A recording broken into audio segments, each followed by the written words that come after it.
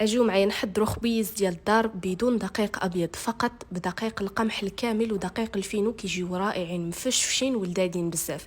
تبعوا معايا الفيديو حتى الاخير وما تنساونيش من لايكاتكم وتشجيعاتكم، ونبداو على بركه الله. غادي نحتاج نص كيلو ديال الدقيق الكامل خليته بالنخاله ديالو ما غربلتوش نهائيا، ونص كيلو ديال دقيق الفينو. كنضيف شويه ديال الملحه، شويه ديال السكر، واحد المعلقه كبيره ديال السكر، معلقه كبيره ديال الخميره ديال الخبز، وغادي نبدا كنضيف الماء غير شويه بشويه حتى كنجمع العجين ديالي. تقريبا احتاجيت 1 لتر الا ربع. المهم العجينه ما خصهاش تكون قاصحه، خصها تكون يعني متوسطه، ما جارياش بزاف وفي نفس الوقت ما تقصحوش العجينه ديالكم باش الخبز يجينا مفشفش.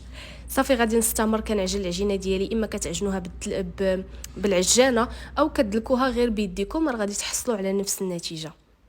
صافي هنا غادي نستمر حتى كنجمع العجينه ديالي وكندلكها مزيان، وهذه هي النتيجه اللي غادي تحصلوا عليها. كيف ما كتلاحظوا معايا القوام ديال العجينه كيكون متوسط، ما خفيفاش اكثر من القياس وما قاصحاش. صافي غادي ندهنها بشويه ديال الزيت باش نوريكم القوام ديالها اكثر. شوفوا معايا القوام ديال العجين كيفاش دايره. صافي هنايا غادي نغطيها بالبلاستيك الغذائي ونخليها كتختمر حتى يضاعف الحجم ديالها. تقريبا كتاخذ ما بين 40 دقيقه حتى ساعه على حسب الجو. صافي بعد ما كيضاعف ليا الحجم ديال العجين ديالي كنحصل عليها ولات بهذا الشكل هذا، كنفرغها من الهواء وغادي نحطها فوق من سطح العمل باش نقسمها. غادي نقسمها تقريبا 9 ديال الخبيزات، الحجم ديالهم كيكون صغير وانتم الحجم كيبقى على حسب الذوق ديال كل واحد. صافي هنا كيف ما كتلاحظوا معايا كنقسمها.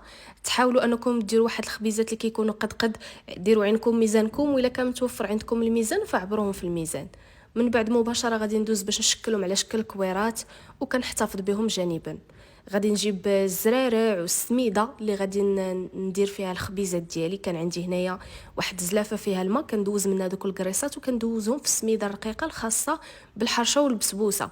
وعندي هنايا في الزلافه الثانيه دايره شويه ديال الشوفان، شويه ديال الزريعه ديال القرعه، زريعه نوار الشمس، شويه ديال الشيا، البافو اللي كان متوفر عندكم. كديروا اي نوع ديال الزرارع كان متوفر عندكم.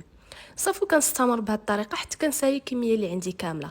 كنبسط الخبيزات ديالي غير واحد شويه، نخليوه غليظ لان الدقيق الكامل ما كيرتفعش وما كيتزادش الحجم ديالو بزاف، وبالتالي خليو العجينه ديالكم من الاول الحجم ديالها شويه غليظ. ومن بعد كنجيب واحد السكين اللي كيكون ماضي وكنشرطها بهذه الطريقه هذه من الاول، يعني قبل ما تختمر. عاد من بعد غادي نغطي على العجين ديالي ونخليها كتختمر تقريبا واحد ربع ساعه 20 دقيقه. عاد غادي ندوزو باش نطيبوها. بالنسبه للفران ديالي راه كيكون مسخن من قبل على اعلى درجه، وشوفوا معايا الخبيزات كيفاش كتضغطوا عليهم وكيرجعوا. بهذه الطريقه كتعرفوا بان الخبز ديالكم راه اختمر مزيان. صافي كندخلهم كيطيبوا، النار كتكون من الاعلى ومن الاسفل، مره كترشوهم بواحد شويه ديال الماء باش كيجيوكم محمرين وكيجيو زوينين. وشوفوا معايا ما شاء الله على النتيجه، كيجي واحد الخبيز خفيف ورطب وهشيش كيدوب في الفم ذوبان. نتمنى فعلا انكم تجربوا هذه الوصفه. ما تنساونيش من لايكاتكم وتشجيعاتكم، ما تنساوش تنضموا لحساب عنوان الحدقه، والى اللقاء في فيديو قادم ان شاء الله.